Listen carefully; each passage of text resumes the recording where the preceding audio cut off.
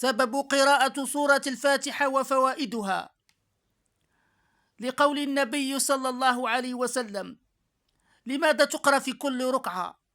لقول النبي صلى الله عليه وسلم: لا صلاة لمن لم يقرأ بفاتحة الكتاب، لا صلاة لمن لم يقرأ بأم الكتاب.